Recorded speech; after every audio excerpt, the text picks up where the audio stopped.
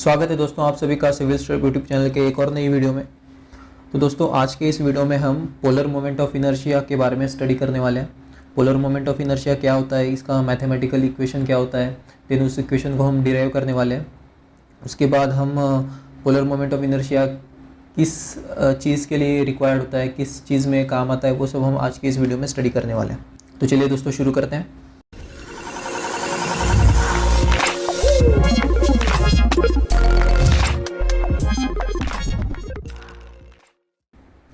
तो दोस्तों अगर कोई मेरी एक रैंडम बॉडी हम कंसिडर करते हैं जिसके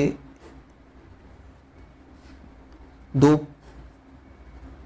एक्सिस होंगे y x, ये प्लेनर बॉडी है, ठीक है। तो इस बॉडी का x एक्सिस के अबाउट जो मोमेंट ऑफ इनर्शिया होगा उसे हम IXX कहते हैं, और जो इस बॉडी का moment of inertia about y होगा उसको हम YY कहते हैं, ठीक है। बट इन दोनों एक्सिस के अलावा एक और एक्सिस होता है जो दोस्तों, ये अगर कोई मेरा प्लेन बॉडी, तो ये जो मेरा centre of point of intersection है इन दोनों एक्सिस का, इसमें से जो वो एक्सिस पास होने वाला है परपेंडिकुलरली, जैसा कि अभी मेरा पेन प्लेस्ड है इस पॉइंट के ऊपर, तो ये जो एक्सिस होगा उसे हम Z एक्सिस कहते हैं, राइट। तो इस Z एक्सिस के अबाउट जो मोमेंट ऑफ इनर्शिया प्रोड्यूस होता है वो मोमेंट ऑफ इनर्शिया हमारा पोलर मोमेंट ऑफ इनर्शिया कहलाता है, right. Polar moment of inertia को हम इंडिकेट करते हैं J और IP। तो अगर मैं यहाँ पर इसको डिफाइन करूंगा पोलर मोमेंट ऑफ इनर्शिया को, तो वो ऐसा होगा,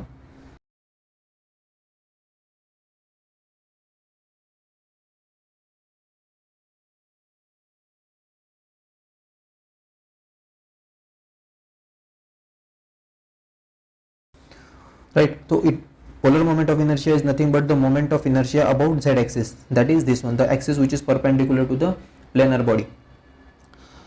Now जैसा कि हमें पता है दोस्तों, IXX एंड IYY जो कि moment of inertia about X axis and Y axis होते हैं, वो रोटेशन को रेजिस्ट करते हैं, राइट। अगर आपने मेरी सेकंड मोमेंट ऑफ एरिया की वीडियो अगर नहीं देखी है तो वो आप देख सकते हैं। तो उसमें मैंने IXX एंड IYY का क्या फंक्शन होता है, कि क्या किस चीज़ में ये काम आते हैं, वो मैंने बताया हुआ है।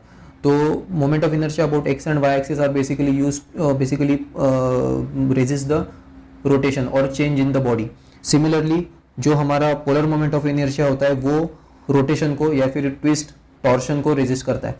तो टॉर्शन क्या होता है मैं आपको आगे बताता हूँ। So basically polar moment of inertia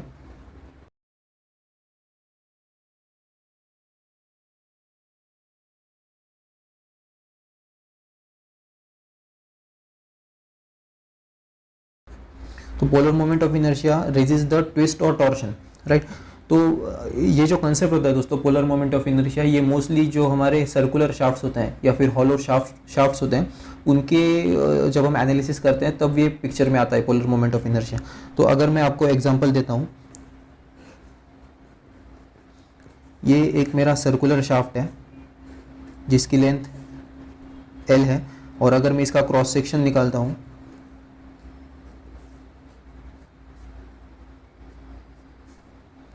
circular होने वाला ये, ठीक है।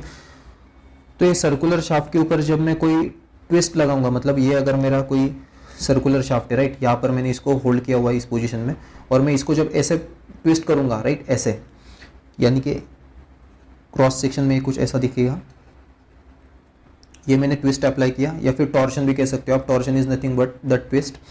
तो जब मैं टॉर्शन इसको अप्लाई करूंगा इस डायरेक्शन में, तो यहाँ पर कोई एक पॉइंट है, फॉर एग्जांपल A, तो ट्विस्टिंग की वजह से ये पॉइंट डिस्प्लेस होके कुछ यहाँ पर आ जाएगा A', जो कि इसका नया पोजीशन होने वाला है due to the action of twist, right. अब मैं क्या करता हूँ दोस्तों, ये इसको आपको अगर और आसानी से समझना है तो हम कंपैरिजन भी कर सकते हैं।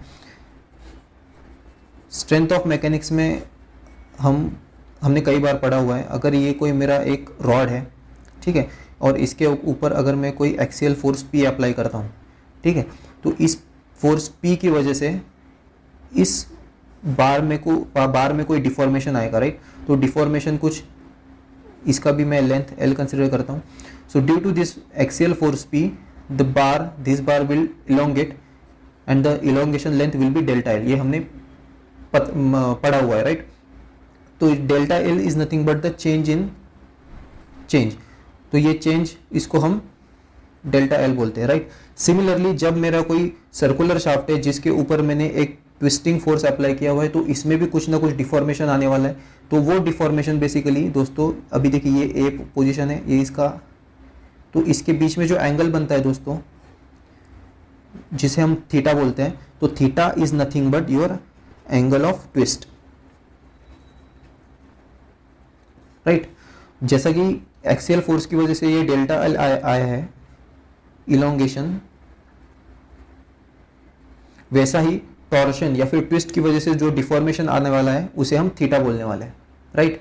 नाउ इस एक्सियल फोर्स पी की वजह से जो बार में इलोंगेशन आया है, और अगेन ये टेंसाइल फोर्स है, इसके लिए इस बार में जो स्ट्रेसेस आने वाले हैं, टेंसाइल स्ट्रेसेस, तो इन टेंसाइल स्ट्रेसेस को रेजिस्ट करने के लिए एक प्रॉपर्टी होती है, that property is nothing but I x x and I Y y, जो कि रेजिस्ट करेंगी इस बॉडी को, इस बॉडी में जो जनरेटेड टेंसाइल स्ट्रेसेस है उसको रेजिस्ट करेगी, I X S and I Y Y. Similarly जो पोलर मोमेंट ऑफ इनर्शिया होता है, that will come in picture in order to resist this shear forces, shear stresses, sorry। तो shear stresses basically यहाँ पर अगर कोई ये हमारा, तो shear stresses कुछ हमारे प्लेन को परपेंडिकुलर होते हैं, इसके लिए मैंने ऐसा इंडिकेट किया हुआ है। तो ये जो shear stresses जनरेट हुए हैं, इनको रेजिस्ट करने के लिए कौन सी प्रॉपर्टी पिक्चर में आएगी, तो वो होगी हमारी पोलर मोमेंट ऑफ इनर्शिया। जैसा कि यहाँ पर I x x and I Y है, वैसा हमारा I P and I J आएगा, just to resist this action of twist और टॉर्शन, राइट? तो मैथमेटिकली हम पोलर मोमेंट ऑफ इनर्शिया को कैसे इंडिकेट करते हैं, तो polar moment of inertia J और I P is nothing but I x x plus I Y Y. तो in terms of mathematical equation, polar moment of inertia is basically the algebraic sum of moment of inertia about x axis and moment of inertia about y axis। तो इस equation को हम आगे अभी derive करेंगे कि ये इक्वेशन आया कहाँ से है। तो देखिए दोस्तों, यहाँ पर मैंने एक डायग्राम बनाया हुआ है,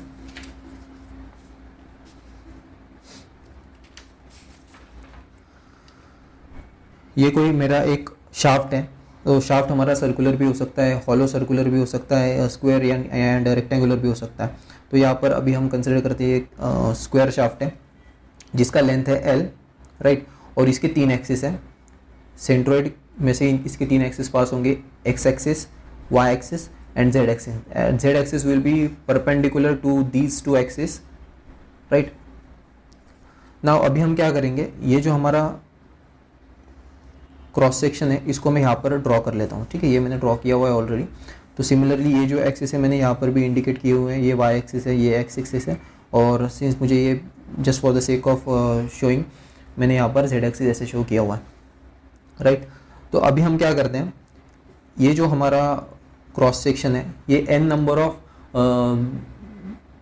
छोटे एरियाज को मिलाकर बना हुआ है, राइट? तो एक कैसा मैं छोटा एरिया कंसिडर कर लेता हूँ, यहाँ पर मैंने ड्रॉ किया हुआ है, ठीक है, जिसका एरिया मैं डी ए कंसिडर करता हूँ। डी ए बेसिकली ये एरिया बहुत शॉर्ट है, छोटा है, तो इसके लिए मैंने डी ए कंसिडर किया हुआ है।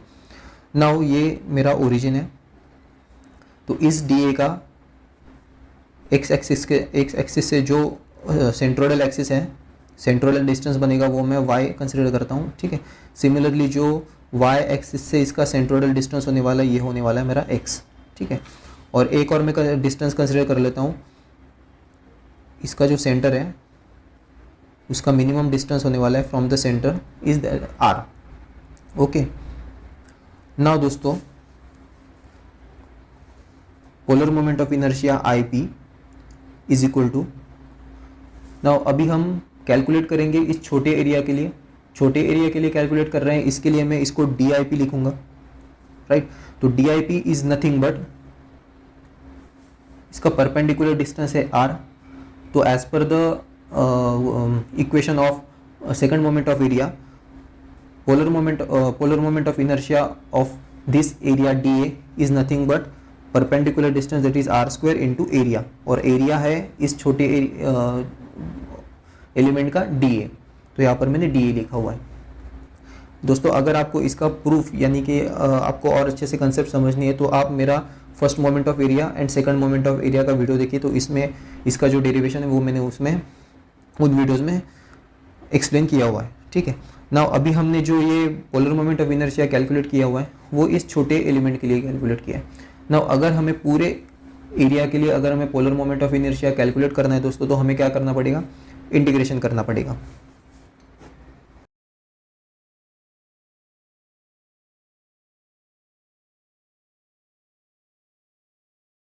तो दोस्तों अगर हम इंटीग्रेट करेंगे ऊपर वाले इक्वेशन को, तो integration of D I P is equal to integration of R square into D A. तो integration of D I P का मतलब है polar moment of inertia of this whole body is equal to integration of R square into D A. तो इस equation को मैं equation number 2 देता हूँ।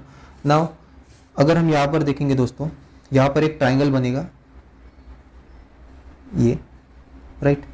तो आर, तो अगर यहाँ पर मैं पाइथागोरस थ्योरम को अप्लाई करता हूँ, यहाँ पर 90 डिग्री होता है, पाइथागोरस थ्योरम को इस एंगल के लिए, इस ट्राइंगल के लिए अप्लाई करूँगा, तो ये मेरा इक्वेशन बन जाएगा हाइपोटेनस स्क्वायर। हाइपोटेनस है मेरा R is equal to under root of x square plus Y square, right. अगर मैं बोथ साइड स्क्वायर करता हूँ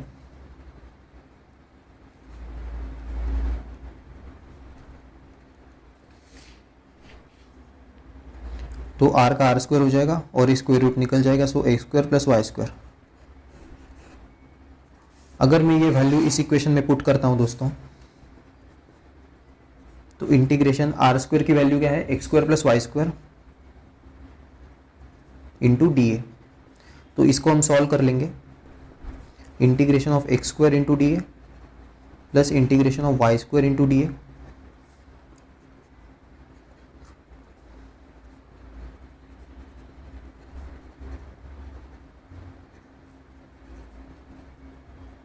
Now as per second moment of area, x square dA is nothing but the moment of inertia about x axis, y square dA is nothing but the moment of inertia about y axis।